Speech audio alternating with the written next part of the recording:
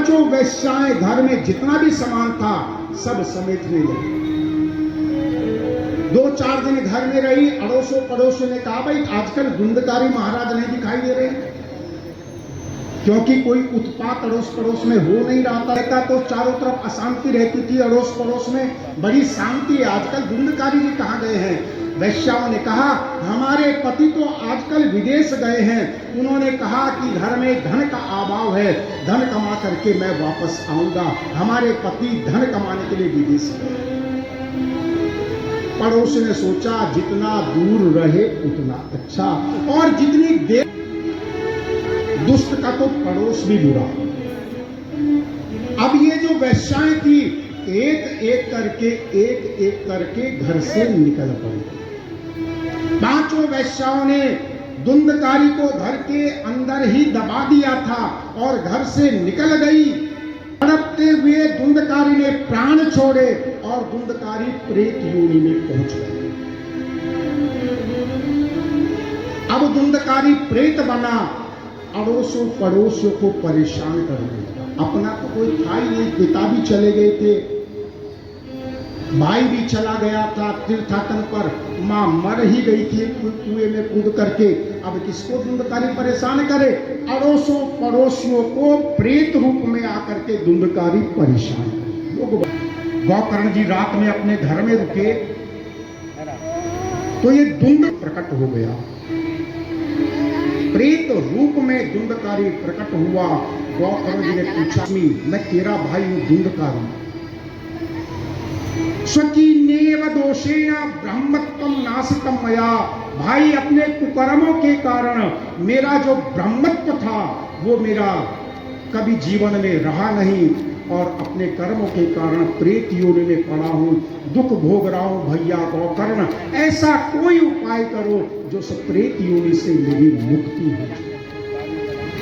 गौकर्ण जी ने कहा, धुंधकारी अब तू जा, कल दिन में तेरी प्रेत योनि से मुक्ति के लिए क्या करना है ये इस पर मैं विचार करूंगा और फिर वो उपाय किया जाएगा। प्रेत रूप धुंधकारी अदृश्य हुआ। प्रातः काल हुआ। गौकर्ण जी ने सबको बताया है, मुझे उसकी मुक्ति के लिए उपाय करना है, क्या करूं? तो सब ने कहा, बोले भगवान सूर्य ज्ञान स्वरूप है, वो कोई ना कोई मार्ग बताएंगे। गौकर्ण जी ने भगवान सूर्य का ध्यान किया, भगवान सूर्य से प्रार्थना की, और भगवान सूर्य ने गौकर्ण जी को कहा, श्रीमद् भागवतान मुक्ति सप्ताह वाचनम कुरु। हे गौकर्ण, अपने भाई धुंधकारी की प्रेत योनि से मुक्ति के लिए आप श्रीमद् भागवत सप्ताह यज्ञ करें, इससे आपके प्रेत योनि में गए हुए भाई धुंधकारी की मुक्ति हो जाए। तो श्रीमद् भागवत का आयोजन धुंधकारी के प्रेतत्व से मुक्ति के लिए किया गया। कथा वक्ता के रूप में स्वयं गौकर्ण विद्वान थे, बैठे, और श्रीमद् भागवत प्रारंभ हुई। श्रोता कथा आकर के जो कथा पांडाल था बैठ गए। अब जिसके लिए ये कथा की जा रही थी प्रेत रूप में, वो धुंधकारी भी उस कथा स्थल पर आ गया, लेकिन विचार करने लगा, बैठूं कहां? क्योंकि इन कथा श्रोताओं के बीच में नहीं बैठ सकता, प्रेत योनि में हूं, अपवित्र हूं।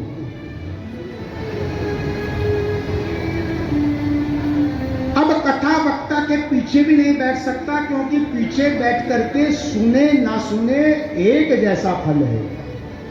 सुना या ना सुना एक जैसा है। यदि कथा वक्ता कहां बैठूं, तो देखो धुंधकारी कहां बैठा।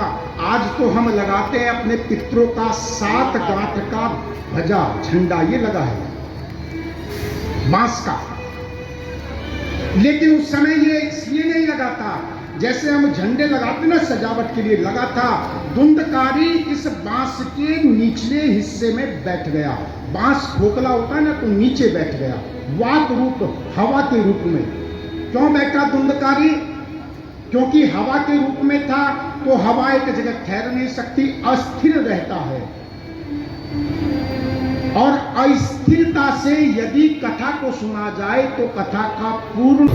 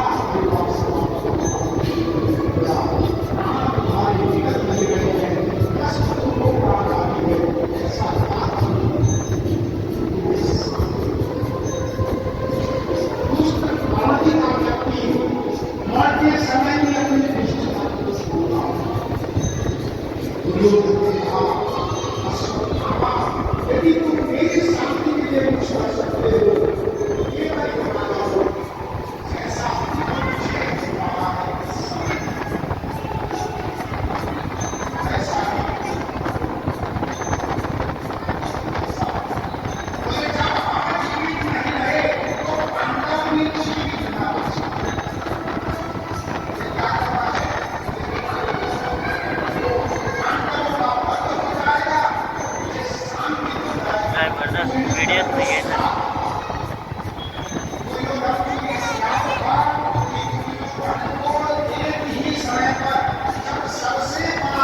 वो इलावा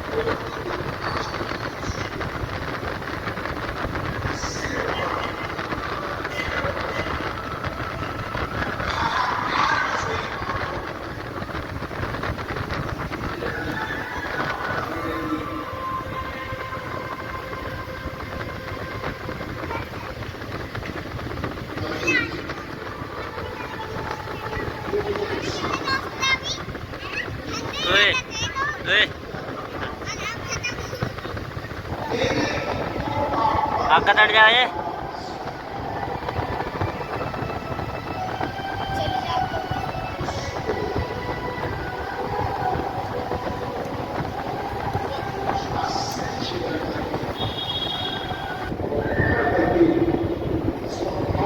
गुड़िया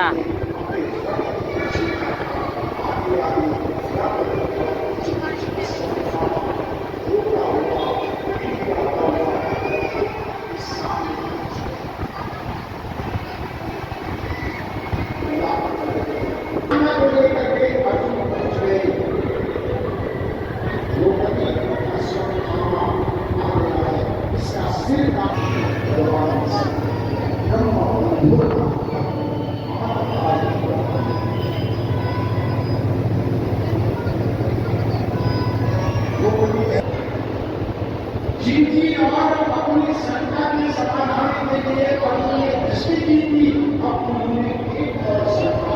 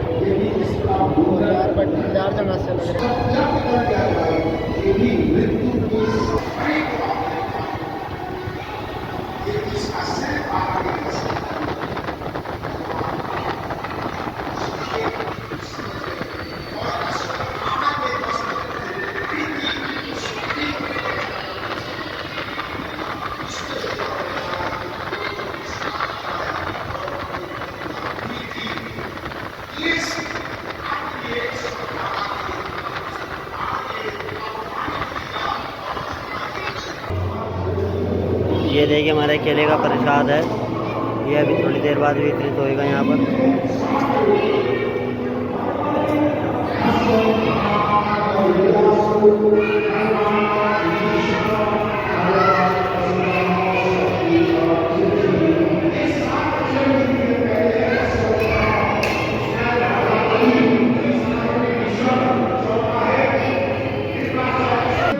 बालक पृथ्वी पर जन्म न ले ले तब तक तुम गर्भ में रह करके इस पुत्रा के गर्भ की रक्षा करना। भगवान ने अपना सुदर्शन पुत्रा के गर्भ में जो बालक है उसकी सुरक्षा में लगाया। अब भगवान वहां से द्वारिका के लिए निकल पड़े। अश्वत्थामा अपने पाप को भोग रहा है। महाभारत का युद्ध समाप्त हो चुका था। अब भगवान जब द्वारिका की ओर जाने लगे, मानते कम है, हम भगवान से मांगते जाते। ये हमारी प्रवृत्ति है। हम भगवान को मानते कम है, हम भगवान से मांगते जाता है। अरे कुछ जगह ऐसी है जहां मांगने से आवश्यकता नहीं होती, आपको बिना मांगे मिल जाए। नदी के किनारे आप चले जाओ, आपको ठंडक बिना मांगे मिल जाएगी। आपको मांगने की आवश्यकता नहीं है। अग्नि के किनारे आप, अग्नि के पास आप बैठ जाओ, आपको ताप, आपको गर्मी खुद मिल जाएगी। आपको मांगने की आवश्यकता नहीं है। ऐसे ही आप भगवान के पास बैठ जाओ, भगवान को हमारी सारी आवश्यकताओं का पता मांगते जाता है। सब कुछ न कुछ मांगा, भगवान ने सबको दिया। कुंती जो भगवान की बुआ है वो भगवान की प्रार्थना करती है और भगवान ने प्रार्थना को सुनकर के कहा, बुआ जी सबने कुछ ना कुछ मांगा है, आप भी कुछ मांगो। वैसे भी आप मेरी बुआ जी हैं, मैं आपका भतीजा हूँ, मैं अपने घर जा रहा हूँ। जब भतीजा बुआ के घर से अपने घर जाता है तो बुआ को कुछ ना कुछ दे करके जाता है। बुआ जी आपको क्या चाहिए? बोले मुझे कुछ नहीं चाहिए, आपने इतना सब कुछ दे दिया है योगेश्वर, अब पानी आप अगर मुझे देना चाहते हैं। विपदा संतु न सस्वद तत्र तत्र जगत गुरु भवतो दर्शनम यश्चात् पुनर्भव दर्शनम। हे योगेश्वर, अगर आप अपनी बुआ को कुछ देना चाहते हैं तो बस इतना देना कि बार बार मेरे जीवन में दुख आए। हे बुआ जी, कौन दुख मांगता है? आप दुख मांग रही हैं। हे योगेश्वर, यदि हमारे जीवन में सुख ही सुख होता तो आप हमारे जीवन में नहीं आते।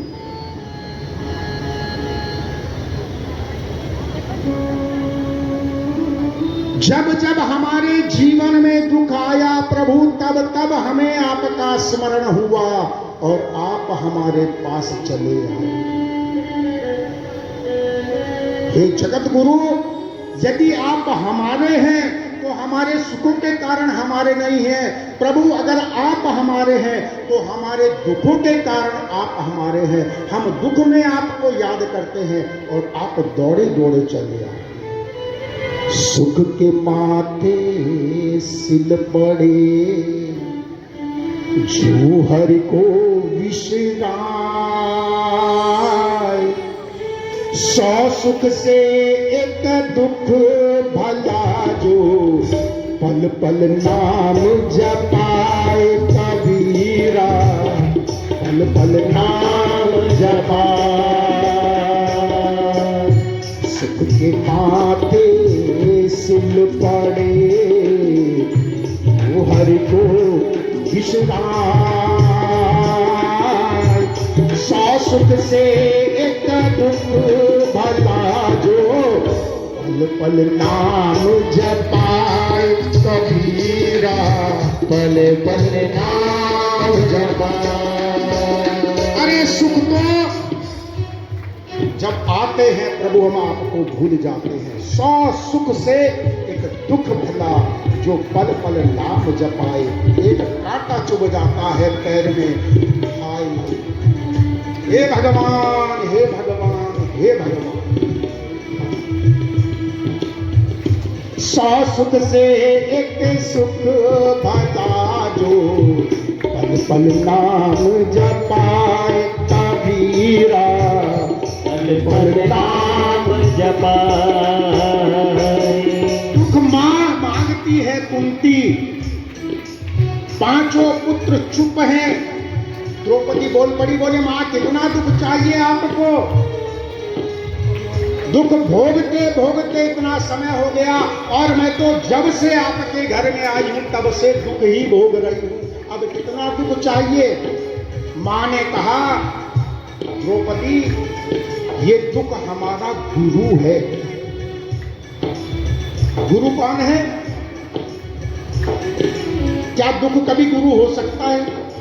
हो सकता है गुरु? दुख किसी का गुरु हो सकता है क्या? आप कहोगे नहीं हो सकता। दुख से बड़ा कोई गुरु नहीं है। गुरु गोविंद दो खड़े बाकी लाडो पाए, बलिहारी गुरु आपने गोविंद दियो बताए कबीरा, गोविंद दियो बताए। जो दुख हमें भगवान से मिलाए। गुरु क्या करते हैं?